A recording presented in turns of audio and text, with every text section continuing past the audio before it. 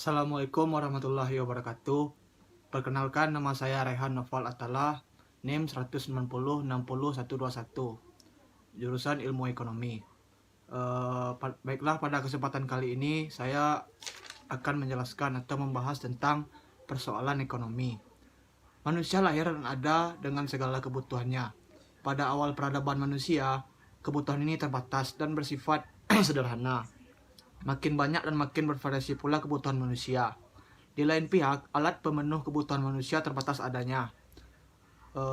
Ketidakseimbangan antara kebutuhan yang selalu meningkat dengan alat pemuas kebutuhan yang terbatas tersebut menyebabkan diperlukannya sebuah ilmu, yaitu yang disebut dengan ilmu ekonomi.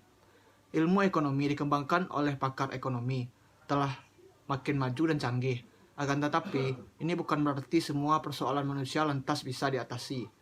Dalam kenyataan kehidupan sehari-hari, kita masih melihat selalu saja ada masalah yang dihadapi, dan yang paling besar umumnya menyangkut persoalan ekonomi.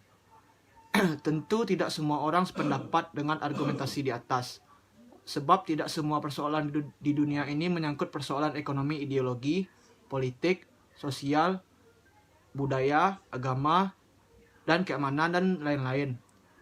Jika ditelusuri lebih mendekat, persoalan non-ekonomi di atas dapat menimbulkan perang antar bangsa yang berakar pada persoalan ekonomi. Dan selanjutnya adalah bahasan. Kata ekonomi berasal dari bahasa Yunani yang artinya oikos dan nomos. Oikos berarti rumah tangga atau household, sedang nomos berarti aturan, kaidah, atau pengolahan. Dengan demikian, secara sederhana, ekonomi dapat diartikan sebagai kaidah, aturan-aturan, atau cara pengolahan suatu rumah tangga. Ilmu yang mempelajari bagaimana tiap rumah tangga atau masyarakat mengelola sumber daya yang mereka miliki untuk memenuhi kebutuhan mereka disebut ilmu ekonomi diferensi, yang lebih populer untuk definisi ilmu ekonomi. Satu cabang ilmu sosial yang khusus mempelajari tingkah laku manusia atau segolongan masyarakat dalam usahanya memenuhi kebutuhan yang relatif tak terbatas dengan alat pemuas kebutuhan yang terbatas adanya. Sistem ekonomi adalah interaksi dari unit-unit ekonomi yang kecil atau para konsumen dan produsen ke dalam unit ekonomi yang lebih besar di suatu wilayah tertentu dalam suatu sistem ekonomi yang tercakup seluruh proses dari kegiatan masyarakat dalam usaha mereka memenuhi kebutuhan dengan alat pemuas kebutuhan yang terbatas adanya.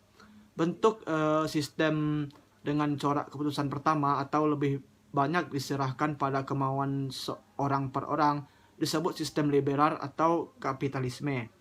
Sebaliknya, sistem yang serba diatur dan dikomandoi oleh pemerintah disebut sistem sosialisme atau komunisme.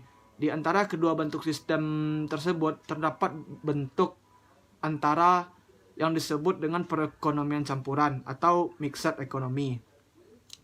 Dalam suatu sistem ekonomi tercakup nilai-nilai, kebiasaan, adat istiadat, hukum, agama, dan aturan-aturan berikut kesepakatan akan tujuan bersama serta otoritas dan kekuasaan untuk menggerakkan sumber daya yang ada untuk tujuan bersama. Sistem perekonomian yang dianut oleh suatu bangsa atau negara, sekretariat kelompok masyarakatnya, tergantung dari doktrin atau mazhab, yaitu aliran pandangan ekonomi.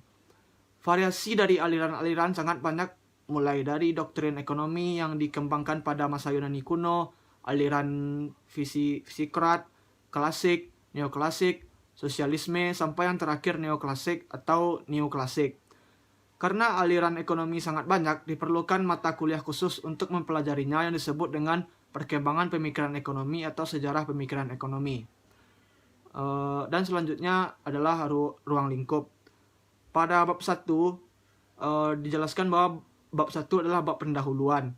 Kita akan membicarakan beberapa hal tentang persoalan ekonomi dan batasan tentang ilmu ekonomi, sistem ekonomi, dan sejarah pemikiran ekonomi. Selanjutnya pada bab 2 berisi pemikiran-pemikiran ekonomi dari para ahli pada era pre-klasik yang meliputi pemikiran-pemikiran ekonomi pada masa Yunani kuno. Selanjutnya pada bab ketiga adalah khusus untuk membahas pemikiran-pemikiran tokoh utama kaum klasik, yaitu pemikiran-pemikiran Adam Smith. Pemikiran yang akan didiskusikan lebih lanjut tentang pandangan yang masih kontra kontroversial hingga sekarang, yaitu hakikat manusia serakah, tentang mekanisme bekerjanya pasar bebas, serta teori-teori lainnya. Pada bab 4 lanjutkan pembahasan tentang pemikiran tokoh-tokoh klasik lainnya seperti pemikiran-pemikiran David Ricardo, Thomas Malthus, dan lain-lain. Yang selanjutnya adalah bab 5 sampai bab 7. Pada bab 5 tentang pandangan dan pemikiran ekonomi dari aliran sosial, yaitu dari tokoh-tokoh utopis seperti Thomas More, Thomas Cos Campanella, dan lain-lain. Pada bab 6 akan membahas mengetengahkan pemikiran-pemikiran sosialis dari tokoh utamanya, yaitu Karl Marx, dengan melihat bagaimana kecamannya terhadap sistem liberal. Selanjutnya pada bab 8, bagaimana pakar-pakar dan kubu neoklasik mematahkan serangan Marx terhadap sistem liberal yang dibacakan kepada klasik. Pada bab 9 membahas pandangan-pandangan dari tokoh-tokoh aliran pandangan ekonomi yang sedikit lain dari pemikiran jalur utama, atau bisa disebut dengan mainstream. Pada bab 10 pandangan dari tokoh-tokoh aliran yang disebut aliran ketembagaan dan tokoh Thorstein Veblen. Pada bab 11 pandangan-pandangan dari tokoh-tokoh utama ekonomi modern, yaitu dari seperti Keynes. Pada bab 12 pandangan dari pendukung Keynes baik neo-Keynesian maupun pasca Renaissance. Pada bab 13, 14, 15 dijelaskan pada bab 13 kita ikuti pemikiran-pemikiran aliran Montanistes. Pada bab 14 pandangan dari aliran sisi penawaran. Pada bab 15 pemikiran aliran-aliran ekspektasi rasional. Yang terakhir adalah manfaat mempelajari dari sejarah pemikiran ekonomi. Dengan mempelajari sejarah pemikiran ekonomi dan sistem-sistem perekonomian tersebut, kita akan mengetahui teori-teori yang digunakan dalam menghadapi masalah ekonomi tertentu, kebaikan dan kelemahan dari tiap pendekatan yang digunakan, yang semuanya itu diperlukan sebagai dasar dalam mengambil keputusan dalam menghadapi masalah ekonomi yang dihadapi dalam negeri, baik pada masa sekarang maupun pada masa yang akan datang.